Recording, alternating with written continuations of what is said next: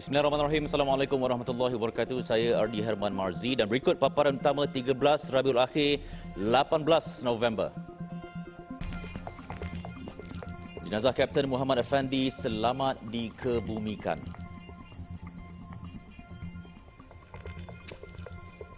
Juga bunuh kanak-kanak 2 tahun, lelaki berdepan tali gantung.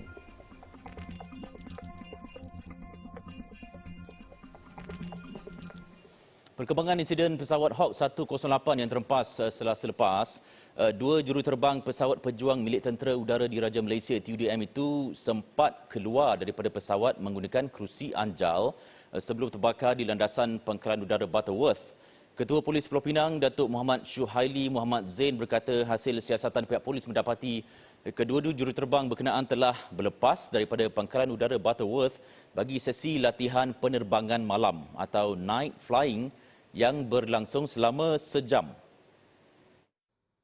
Menurut Datuk Muhammad Suhaili, kejadian dilaporkan berlaku pada jam 10.07 malam apabila pesawat berkenaan dilaporkan terhempas di atas landasan dan menyebabkan berlaku letupan.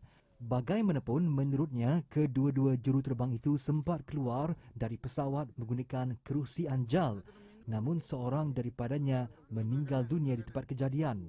Manakala seorang lagi selamat dan dikejarkan ke Hospital Seberang Jaya HSJ untuk rawatan lanjut.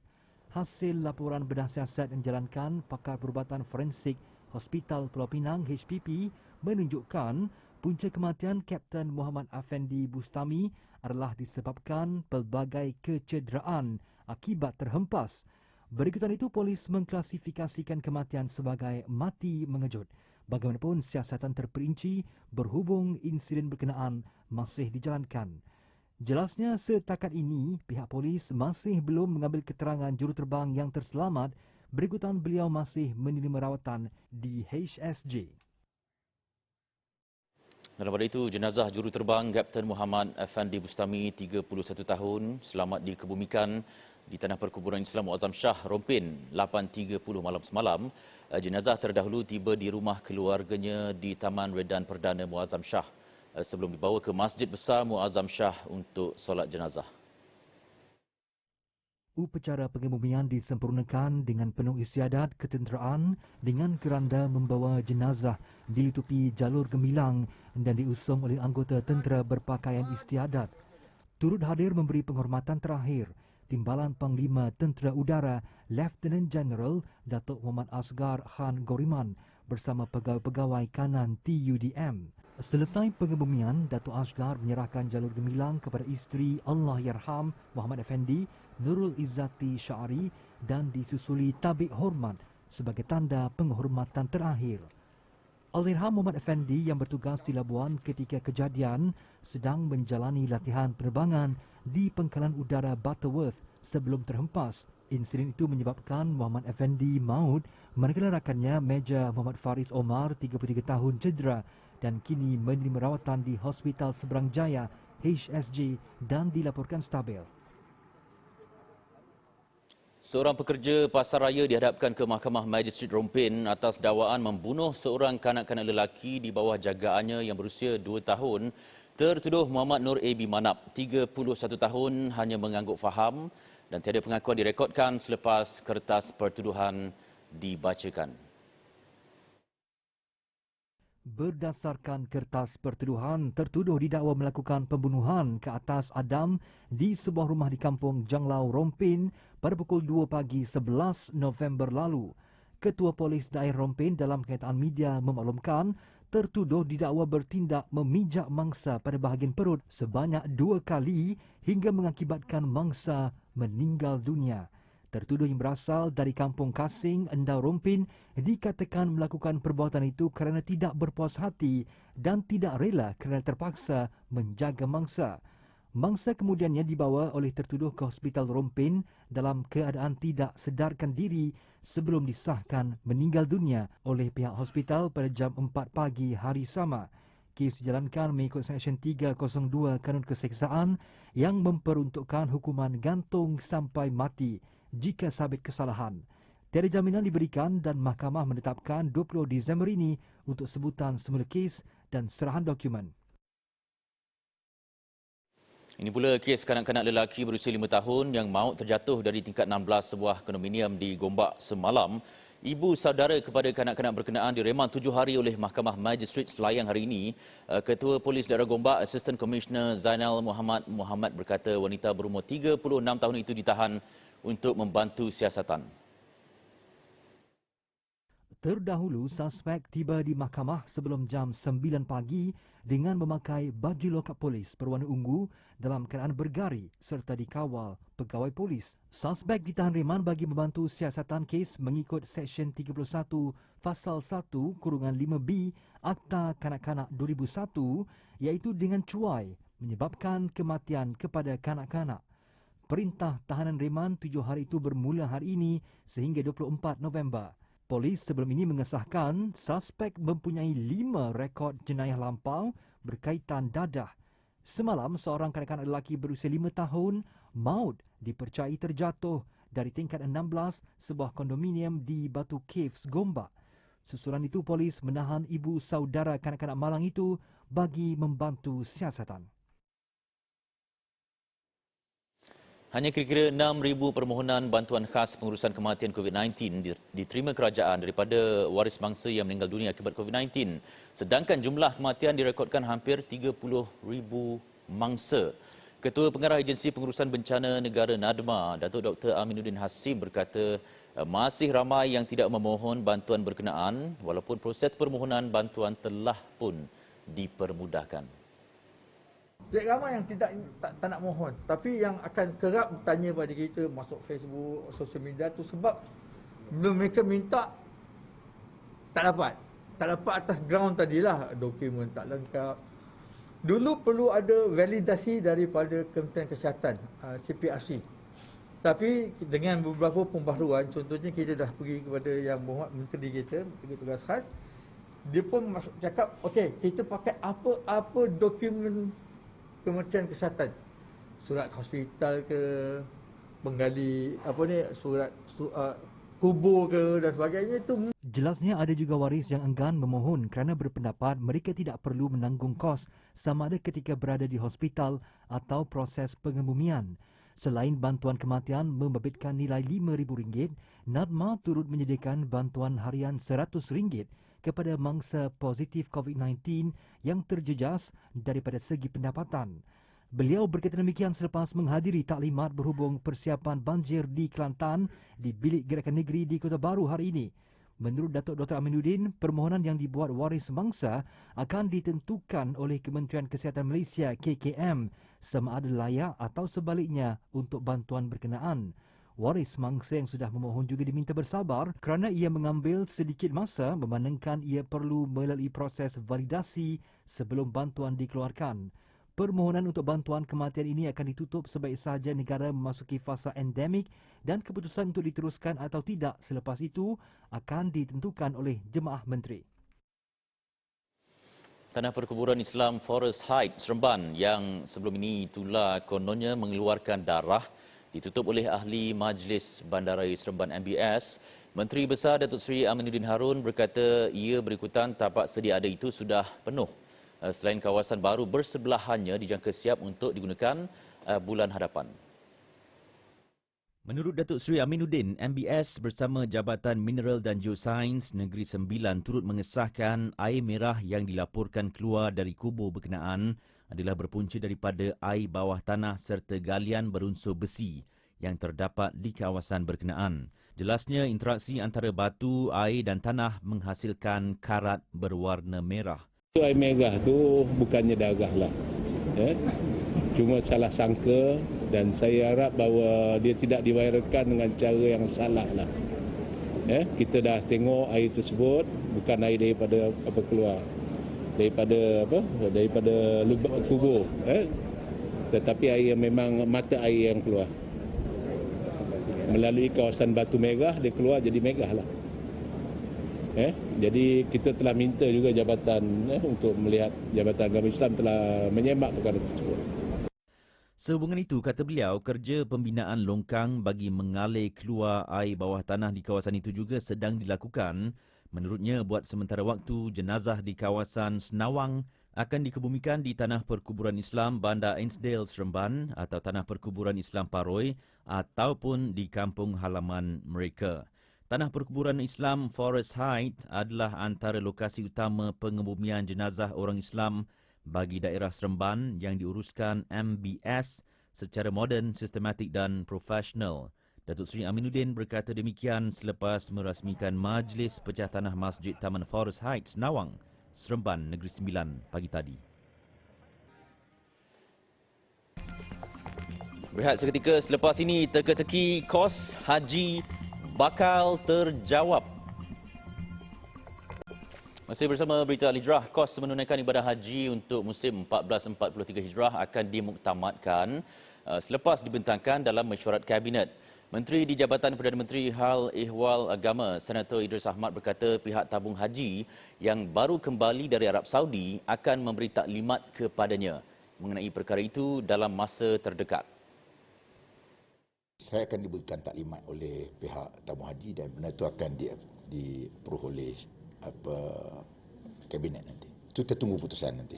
Kalau umrah pun naik kan, umrah pun 2,000 naik. Senator Idris sebelum ini dilaporkan berkata kos mengerjakan ibadah haji dijangka meningkat berikutan perkembangan terkini berkaitan prosedur operasi standard SOP dan protokol kesihatan ketat yang dikuatkuasakan Kerajaan Arab Saudi bagi membendung penularan COVID-19 dalam kalangan jemaah haji. Beliau berkata demikian kepada media selepas majlis penyampaian sumbangan kedutaan China di Malaysia kepada Jabatan Agama Islam Wilayah Persekutuan Jawi Food Bank di Putrajaya hari ini.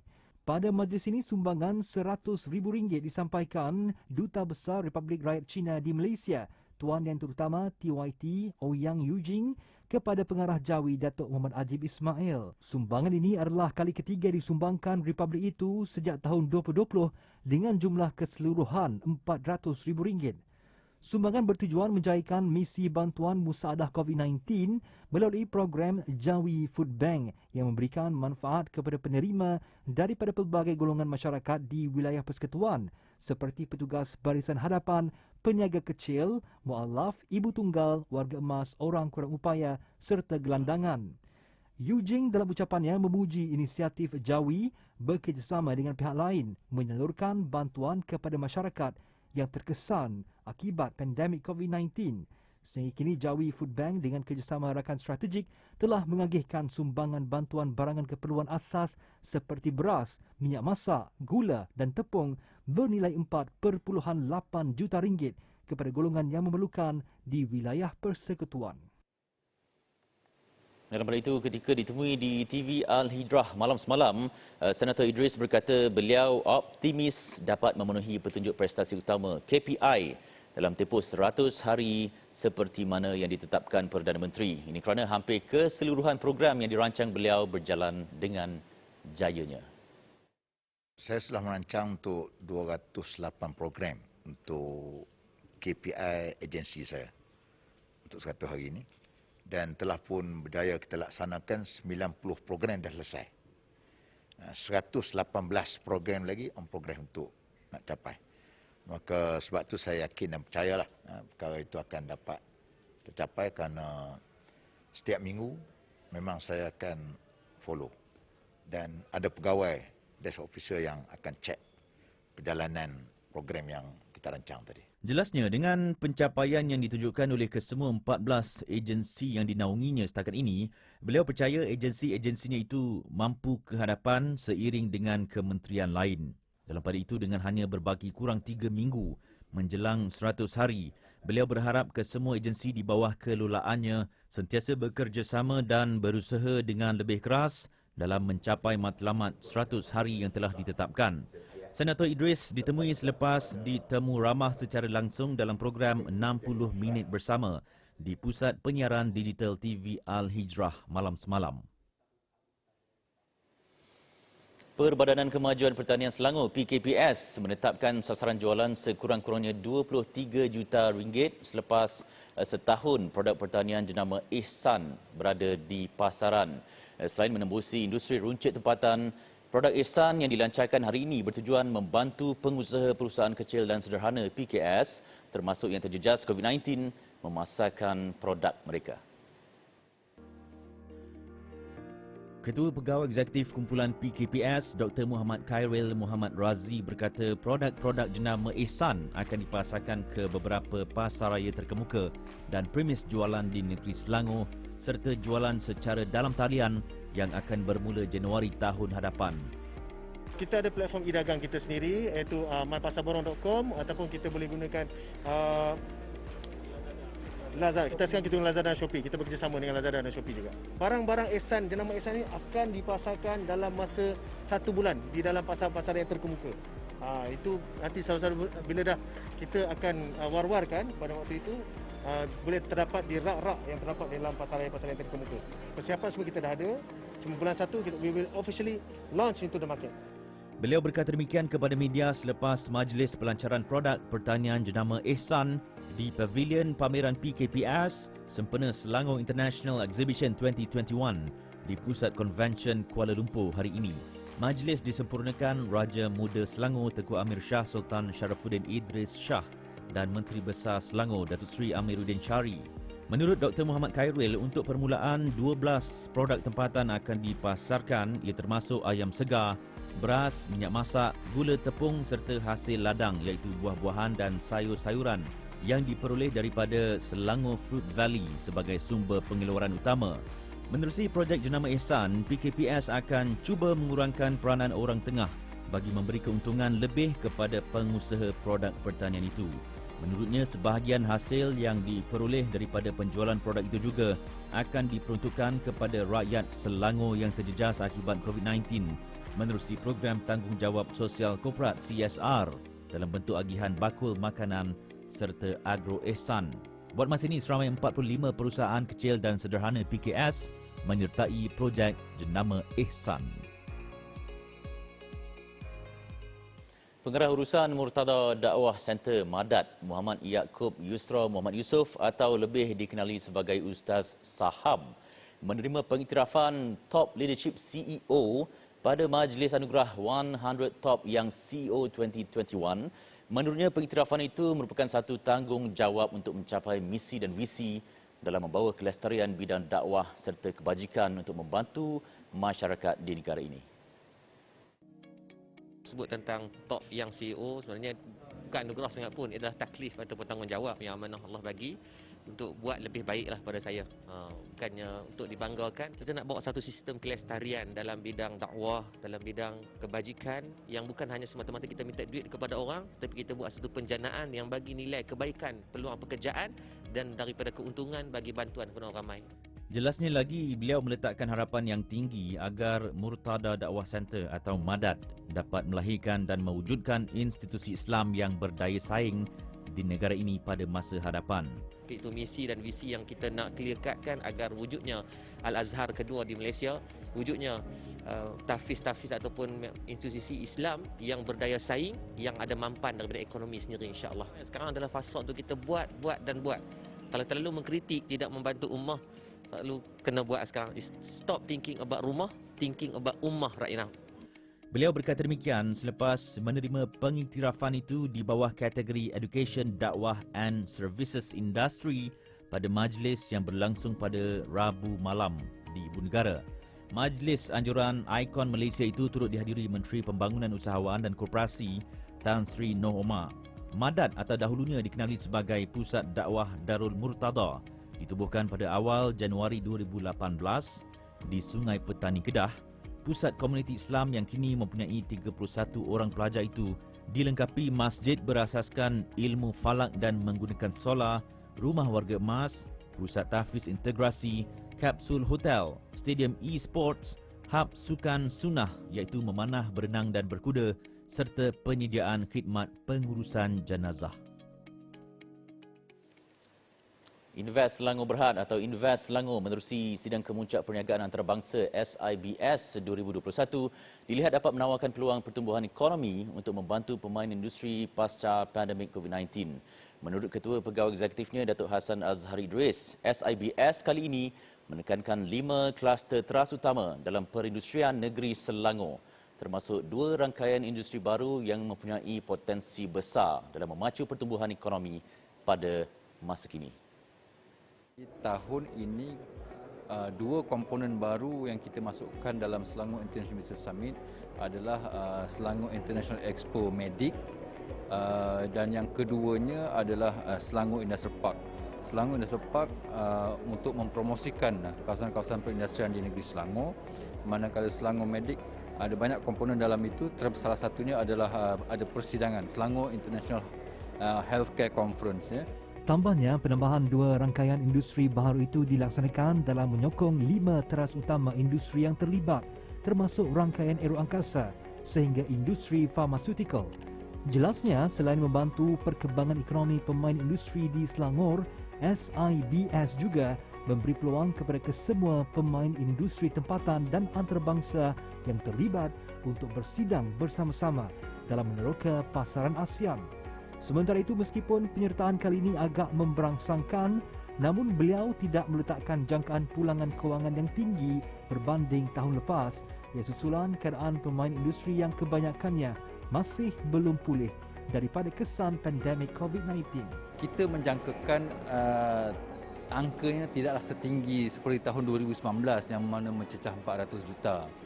Tetapi kita mengharapkan acara ini adalah sebagai satu usaha kita membantu SMEs kita untuk meneroka pasaran ataupun menghidupkan semula pasaran mereka dan membantu mereka mencapai jaringan perniagaan yang lebih baiklah.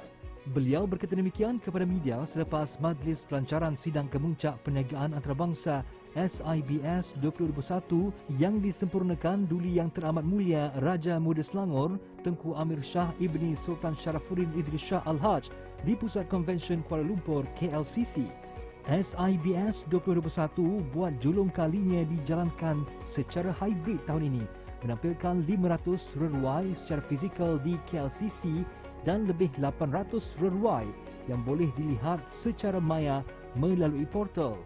Untuk rekod 2 hari pertama SIBS 2021 iaitu 18 dan 19 November hanya dibuka kepada peserta dagangan sahaja, manakala pembukaan kepada umum akan bermula pada 20 hingga 21 November ini.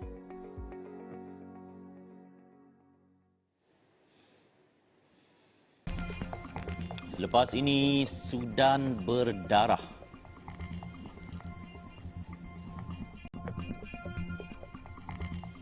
Pasukan Keselamatan Israel telah menembak mati seorang remaja Palestin di Kota Lama Baitul Maqdis. Serangan itu berlaku selepas remaja berusia 16 tahun berkenaan dilaporkan menikam 2 polis rejim di lokasi terbabit. Kejadian berlaku selepas remaja berkenaan dilaporkan cuba mempertahankan kota suci Islam itu, manakala Israel juga seperti biasa cuba mempertahankan yang bukan hak mereka, dan ia terus menyebabkan kemarahan warga Palestin. Serangan di situ turut menyebabkan seorang lelaki dan wanita turut tercedera. Sementara itu, insiden dengan pasukan keselamatan Israel di Baitul Maqdis merupakan perkara biasa ketika ini. Ekoran kedua-dua pihak mempertahankan kota suci berkenaan. Rakyat Palestin mahukan Baitul Maqdis sebagai kota masa depan mereka, sementara Israel mengatakan lokasi itu sebagai kota suci mereka yang kekal dan tidak boleh dipisahkan. Pasukan Keselamatan Sudan menembak mati sekurang-kurangnya 15 orang, manakala berpuluh-puluh lagi cedera ketika ribuan rakyat negara itu turun ke jalanan. Ia merupakan insiden berdarah terburuk dalam tempoh sebulan ini sejak rakyat berdemonstrasi menentang pemerintahan tentera. Penunjuk perasaan berhimpun di jalanan sejak 25 Oktober lalu di Khartoum dan juga di Bandar Bahri serta Omdurman menuntut penyerahan kuasa kepada pemerintahan awam serta pemimpin penggulingan kuasa dibicarakan. Pasukan keselamatan melepaskan peluru hidup dan gas pemerih mata untuk menghalang himpunan di ketiga-tiga bandar berkenaan serta memutuskan talian komunikasi. Selain penunjuk perasaan, polis juga cedera dalam insiden tersebut.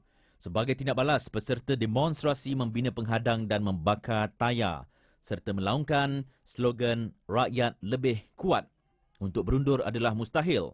Pasukan keselamatan sudah dikerah di jalan-jalan utama bagi menghalang penunjuk perasaan. Ketua Jeneral Tentera Abdel Fattah Al-Burhan sebelum ini berkata tentera benarkan demonstrasi aman dan pasukan keselamatan tidak akan membunuh penunjuk perasaan. Namun sehingga ke hari ini 39 orang awam sudah dilaporkan maut. Pasukan keselamatan Poland menahan kira-kira 100 pelarian yang terkandas di sempadan negaranya dengan Belarus ia selepas migran berkenaan cuba menyusup masuk ke Poland pada waktu malam dan merosakkan pagar berduri di sepanjang sempadan. Difahamkan migran diajar oleh rakyat Belarus untuk melontar batu di sempadan Kuznica Bruzgi itu bagi mengalihkan perhatian tentera Poland dan percubaan menyeberangi sempadan pula hanya beberapa ratus meter daripada lokasi lontaran batu itu. Rakaman video yang dikeluarkan Kementerian Pertahanan Poland menunjukkan pihak berkuasa mengelilingi pendatang berkenaan yang cuba menyelinap masuk ke negara mereka. Ketika ini dilaporkan hampir 4,000 berada di sempadan iaitu di dalam hutan dalam keadaan cuaca sejuk beku. Kesatuan Eropah menuduh Belarus mewujudkan krisis kemanusiaan dengan memberi laluan mudah kepada migran untuk ke Eropah sebelum mereka terkandas di sempadan Poland, namun Minsk menafikan dan mahu Poland bertanggungjawab. Setakat ini sekurang-kurangnya 8 orang maut sejak ribuan migran terperangkap di lokasi berkenaan. Ribuan pendatang dari Timur Tengah, Afrika dan Afghanistan mahu ke Eropah bagi mendapatkan kehidupan yang lebih baik selepas melarikan diri daripada negara masing-masing akibat kemiskinan dan peperangan. Laporan itu tadi menutup berita Al-Hijrah malam ini. Jangan lupa layari alhijrahnews.com untuk lagi laporan-laporan menarik dan artikel eksklusif. Menyusul jam 9 malam ini saksikan Dengar dengan topik pornografi khayalan luar batasan bersama hos Izwan Aziz Saleh. Jadi sekian untuk malam ini. Saya Ardi Herman. Kita jumpa lagi. Assalamualaikum warahmatullahi wabarakatuh dan selamat malam.